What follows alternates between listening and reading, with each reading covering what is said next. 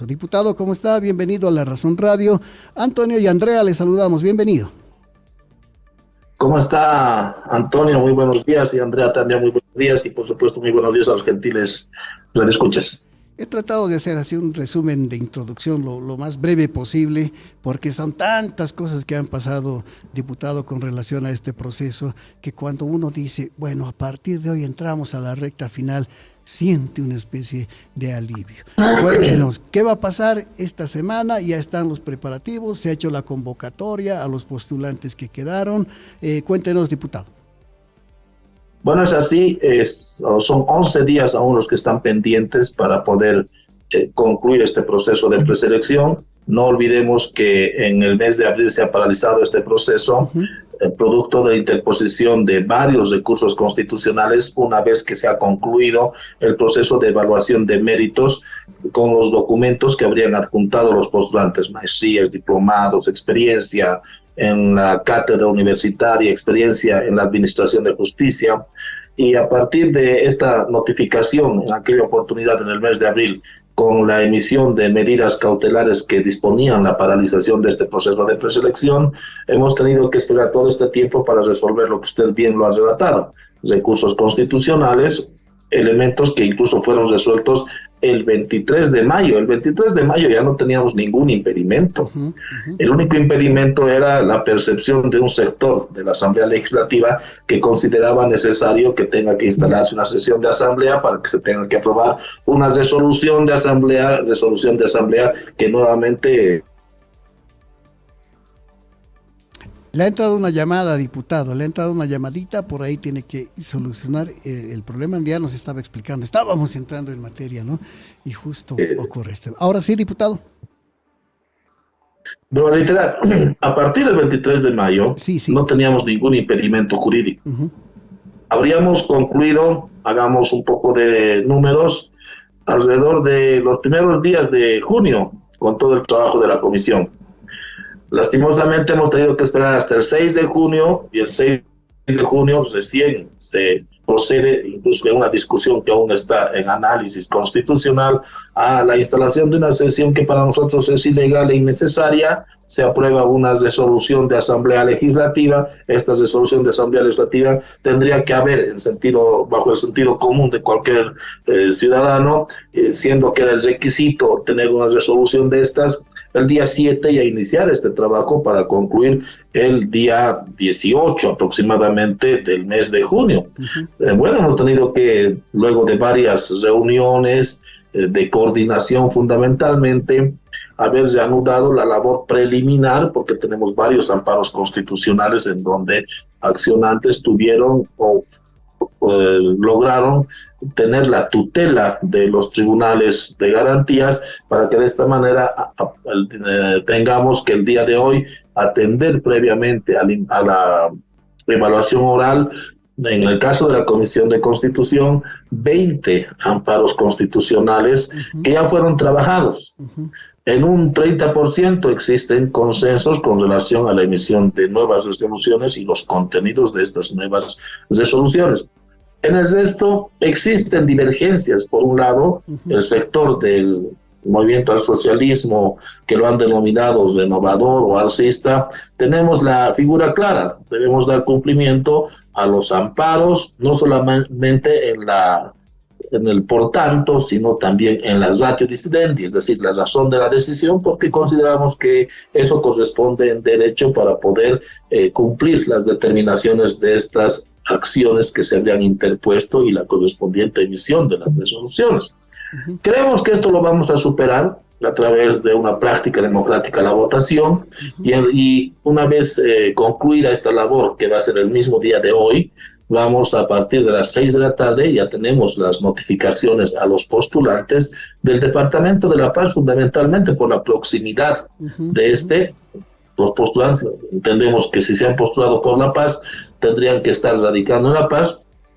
y tendríamos a partir de las 6 de la tarde el inicio de las evaluaciones orales, para que a partir del día de mañana a las 8:30 de la mañana también procedamos a continuar con el resto de los postulantes y así sucesivamente concluir en el plazo de 6 días. Y con esto, inmediatamente teniendo esta labor concluida, iniciamos el trabajo de de elaboración del informe de la comisión mixta, mismo que también debe ser aprobado por 2/3 de los miembros presentes de la comisión, para que luego inmediatamente remitamos a conocimiento del Pleno de la Asamblea Legislativa y esta pueda instalarse y podamos aprobar el trabajo que se ha desarrollado en ambas comisiones, y con esta aprobación inmediatamente se remite a conocimiento del Tribunal Supremo Electoral para la organización del proceso propiamente.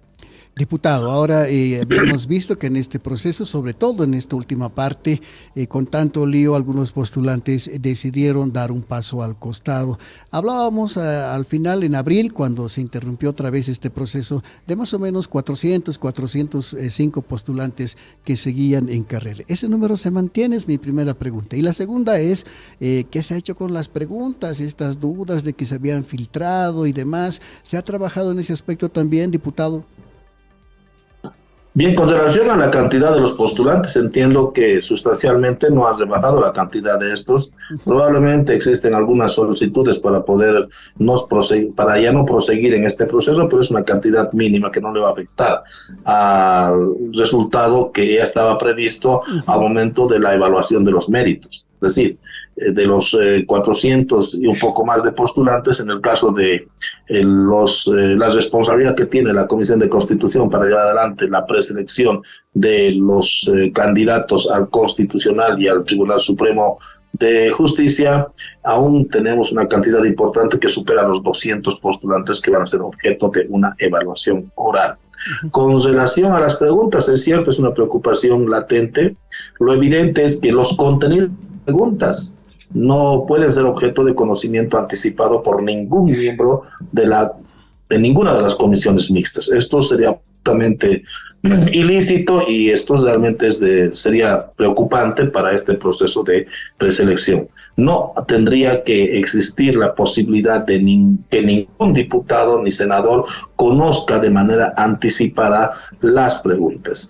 Lo único que podemos señalar que estas preguntas tienen la condición técnica de son preguntas cerradas. Es decir, no se permite que se tenga que hacer una explicación extremadamente abundante por parte del postulante, porque la ley 1549 señala que estas son preguntas cerradas con opción múltiple, es decir, a la pregunta la respuesta, A, B, C, D, sobre los contenidos y sobre los requerimientos de la pregunta. Esperemos que el día de hoy, aparte, siendo que se ha conocido hace varias semanas atrás también sobre la probabilidad de que exista filtración de las preguntas, es decir, que se conozca de manera anticipada estas preguntas por parte de algunos sectores o algunos actores, se ha visto por pertinente la semana pasada solicitar a las entidades responsables en virtud del cumplimiento de la ley 1549 se pueda hasta el día de hoy hacer llegar mayor cantidad de preguntas para de esta manera incrementar la batería de preguntas mismas que el día de hoy van a ser objeto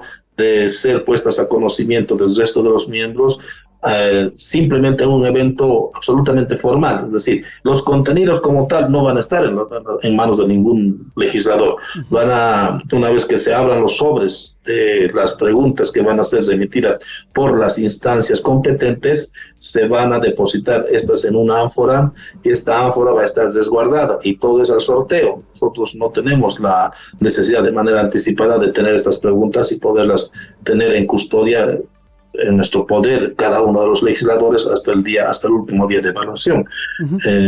Por lo demás, creemos que están todas las condiciones dadas para que podamos el día de hoy dar cumplimiento a aquello que ya hemos acordado la semana pasada, llevar adelante el proceso de evaluación a partir del día de hoy, previamente cumpliendo estos formalismos de recepción de preguntas en horas de la mañana. En unos cuantos minutos más vamos a iniciar. Luego vamos a proseguir con la resolución de estos amparos, que espero no nos cueste más de unas 4 o 5 horas, y posteriormente vamos a iniciar en horas de la tarde, 6 de la tarde, con el primer postulante que ha sido debidamente notificado.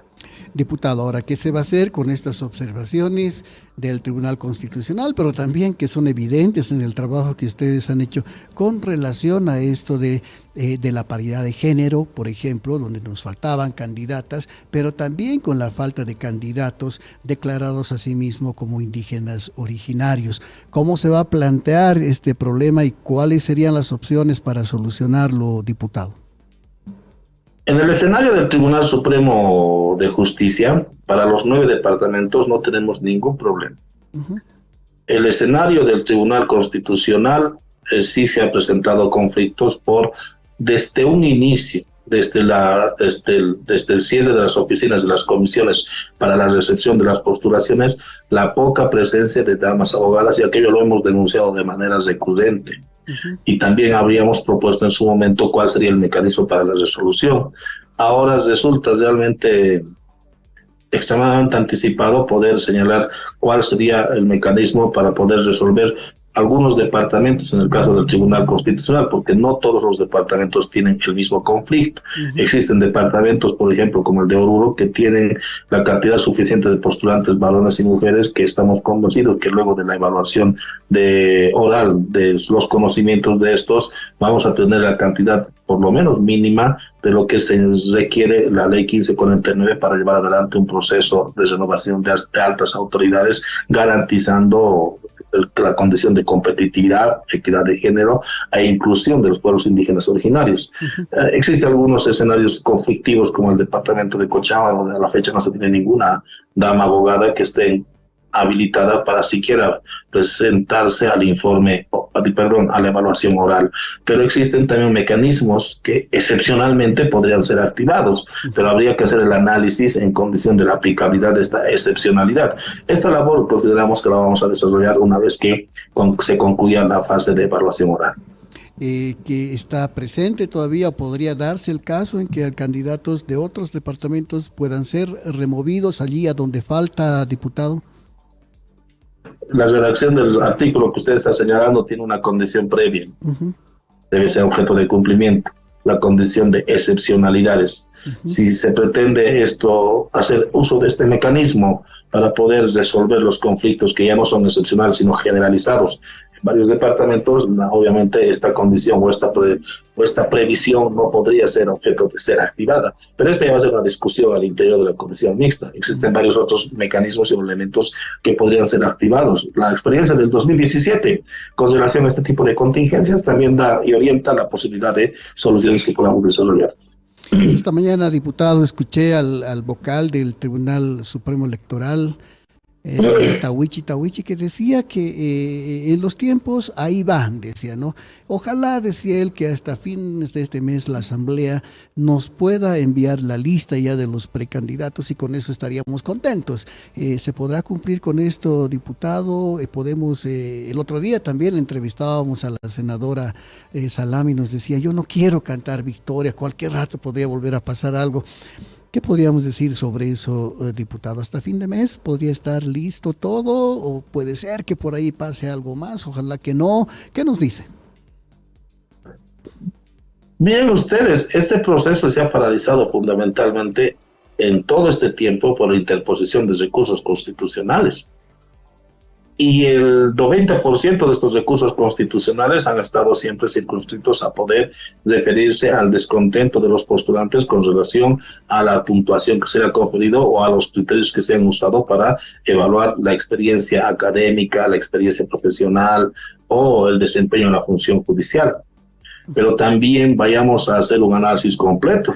39 recursos constitucionales, de los 39 recursos constitucionales, el 44%, es decir, 17 recursos, habrían sido interpuestos por gente muy allegada al sector radical del movimiento al socialismo, al señor Evo Morales, incluso exautoridades, incluso familiares en primera línea de alguna exautoridad interponiendo amparos constitucionales que en un otro sí de su memorial solicitando la paralización de este proceso. Es por eso que creo que cuando se escriben posiciones con relación de atribuirle la responsabilidad al gobierno con relación a la paralización de este proceso, no se está obrando de manera sincera y se está haciendo uso de un doble discurso que considero que debe ser objeto de evaluación y debe ser también objeto de que tenga que ser repudiado en adelante, porque no puede existir, por un lado, un sector de una tienda política o de un sector de una opción política exigiendo judiciales, y por el otro lado y asusando a gente muy cercana a ellos a la interposición de recursos constitucionales. Hemos tenido más de 500, 600 postulantes, y de esa cantidad simplemente han sido 39 ciudadanos que han interpuesto recursos constitucionales.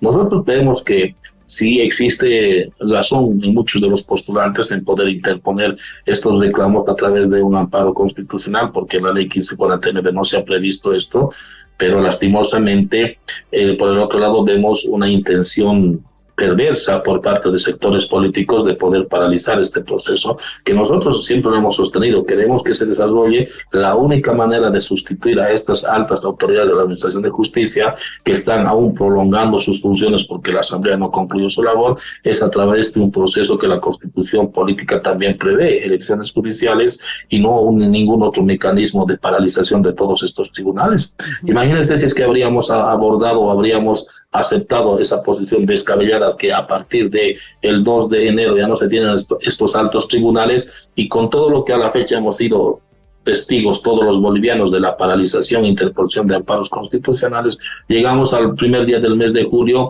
concluimos, imagínese usted, entre el 11 y 12 de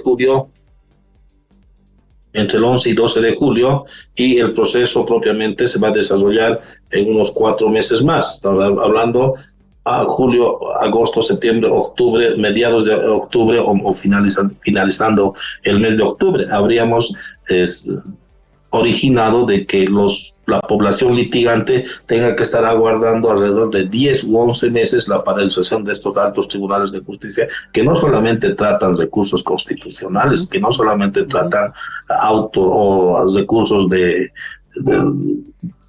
última ratio, de decisiones últimas en el Tribunal Supremo de Justicia. También existe, por el otro lado, la posibilidad de que en el caso de que se tenga que descabezar el Consejo de la Magistratura, se tenga que paralizar, por ejemplo, la emisión de certificados de antecedentes, que son una atribución de la Administración de Justicia y que están bajo competencia del Consejo de la Magistratura. Entonces, no era acertada la posición de algunos sectores de poder paralizar esto desde el 2 de enero. Lastimosamente, las condiciones políticas en las que nos encontramos nos llevaron a que tengamos que estar en estas condiciones de a unos cuantos días para concluir este proceso.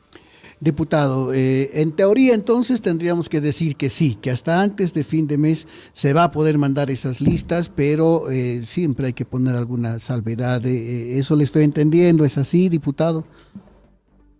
La voluntad nuestra es de poder garantizar la conclusión de este proceso. Lo habíamos señalado. Si no fuese producto de esa posición radical de un sector de la Asamblea Legislativa, a partir del 23 de mayo no teníamos ningún obstáculo para seguir paralizando. Esto habría concluido los primeros días del mes de junio.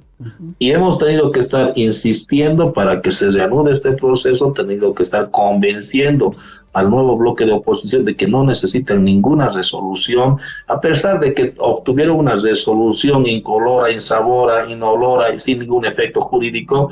Bueno, tendríamos que haber, por sentido común, iniciado el día 7 de junio este proceso para que concluya el 18 de junio. Ahora estamos, después de varias reuniones, recién reanudando este proceso el 1 de junio con la evaluación oral. Diputado, permítame un poquito cambiar de tema, ¿sí? Ahora ya comienza este trabajo para ojalá se pueda terminar la preselección de los candidatos para las judiciales, pero ¿qué otra agenda hay en la Cámara de Diputados? Todavía ahí hay un signo de interrogación, hay muchas críticas de que no se reúnen, de que no sesionan, de que hay varias leyes que están paralizadas ahí. Obviamente no tienen el control, podríamos decir, ustedes de la Cámara de Diputados, pero se está trabajando, se está buscando otros temas, aprobar otras normas, diputado, ¿se está haciendo este trabajo también? Bueno, existen muchos temas pendientes. Por ejemplo, se ha paralizado un proyecto de ley de las manillas electrónicas para garantizar la seguridad de las víctimas de violencia. familiar, violencia doméstica. Esta norma ha sido paralizada en la Cámara de Senadores para hablar simplemente del escenario jurídico, sin hablar de la ley de la imprescriptibilidad de los delitos cometidos contra niños, niñas y adolescentes, que también ha sido paralizado producto de un cálculo político al interior de la Cámara de Diputados. Y dicha norma habría permitido que se tenga que investigar a todos aquellos delincuentes que cometen delitos en contra de víctimas, niños, niñas y adolescentes, que no tengan que esperar la prescripción de su delito, de la acción en contra de ese delito.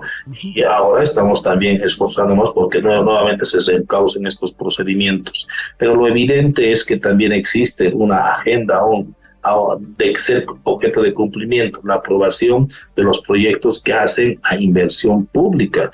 Los alcaldes se han reunido la semana pasada con el presidente y ahora están exigiendo, incluso se está amenazando con la interposición de recursos jurídicos para que se pueda obligar a la Asamblea a que tenga que aprobar estos proyectos de ley de índole económica. Incluso se está ya señalando de que se van a activar procesos por incumplimiento de deberes en contra de los legisladores que no estén en la disposición de poder acompañar las gestiones legislativas para la aprobación de estos procesos. Creemos desde el sector acompaña la gestión del presidente Luis Arce Catacora, que en adelante debemos ser responsables en el escenario siguiente, de que se tengan que aprobar proyectos de ley que hacen fundamentalmente a poder atender la problemática de los bolivianos y las bolivianas. En el ámbito jurídico, porque le acabo de señalar, manillas, la ley de imprescriptibilidad contra delitos contra niños, niñas y adolescentes, pero también de manera urgente aprobar los proyectos de ley que hacen a la realidad de los bolivianos en el ámbito económico e inversión pública.